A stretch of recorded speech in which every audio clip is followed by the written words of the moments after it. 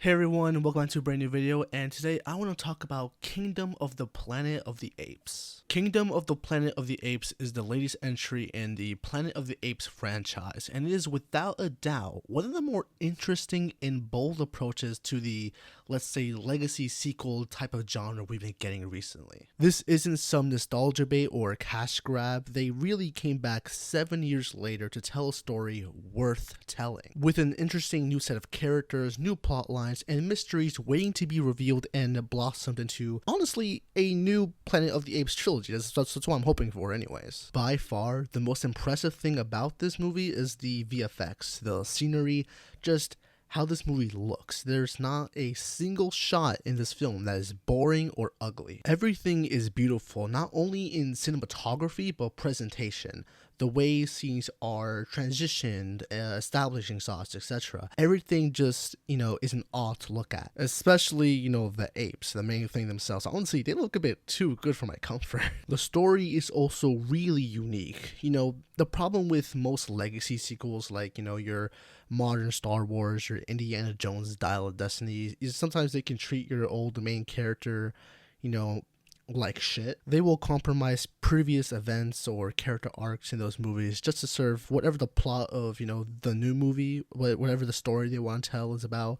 And I'm glad to say that this movie doesn't do that. This movie finds a way to do it that is both respectful to the character and makes sense for the world itself, in the movie. It makes complete sense that Caesar's teachings could be lost to time. It also makes complete sense that apes with the intelligence of humans start to inherit human flaws like greed, power, violence, and of course, with those kind of characteristics, someone like Caesar could be remembered very differently. Seeing how the teachings of Caesar's generations later have been misconstrued is very interesting, and I think personally very frustrating, but also realistic enough in a way that it wants us to have our characters Noah and May bring those teachings back in a sense. And honestly, I kind of love the idea of Noah or May trying to revive Caesar's teachings in the modern world in future movies. Which brings me to my next point. How does this movie really compare against the previous Caesar trilogy, let's call it? Honestly,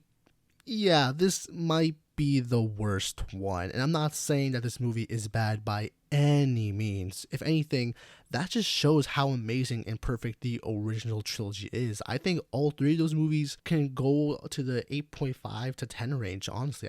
I really do. But I don't think I'm reaching when I say I didn't get any of the emotional or epic highs in this movie compared to the other ones. The biggest thing that I think people will probably compare overall is structure and pacing. The original trilogy is very much action oriented and event driven. They also have a lot of character work with Caesar specifically. He was the main face of those movies, obviously. And listen, I like Noah, but I just don't think as a main character he transitions that well from Caesar. If you expect that kind of story structure for this movie, I can definitely see where you could be disappointed. Now, personally, I loved the slow pacing. I think it really lets us into the world, really shows us the fundamental changes in 200 years that society has gone through. And I like how we slowly learn about the history. I like how we let other mysteries linger a little bit longer. When the bad guys were revealed to be Caesar's cultists, I guess it was a genuine shock, and that was because we build up to that, and learning about the existence of another intelligent human besides May, and that he played Frank Gallagher in Shameless. That was a good. I like that show a lot. Sorry. Learning about his existence was fascinating, and it gets even more crazier in the ending. However, even with all these positives, a part of me feels like they try to recreate the aura and raw energy and honestly just the sauce that Matt Reeves had with this franchise, and I'm sorry to say, but nobody can do it like him. But that doesn't mean I'm not excited to see where this goes. The ending is really epic, revealing that other humans have survived, revealing May's, attempted assassination of Noah, but backtracking when he hears the apes' brutal honesty of whether they could coexist. Honestly, it's beautiful. They set up a ton of interesting character arcs and storylines that I can't wait to see paid off in future movies. And listen, I'm not sure if they're gonna, redo the original movie like back in the 60s or whatever with the astronauts. To be honest, I don't know. I never saw those movies, so I don't mind if they just remake or retell those events or just do something entirely different. Really, I'm just tuned in for this. Kingdom of the Planet of the Apes is a fantastic continuation to this franchise that takes their story in a unique and bold direction that really has me excited and honestly expecting a turnout of exceptional films that hopefully even rival Caesar's trilogy. I'm gonna give Kingdom of the Planet of the Apes a 7 out of 10. I thoroughly enjoyed this one. Now, what did you guys think? Did you guys like this movie? Hate it? How do you think it compares to the other movies or whatever?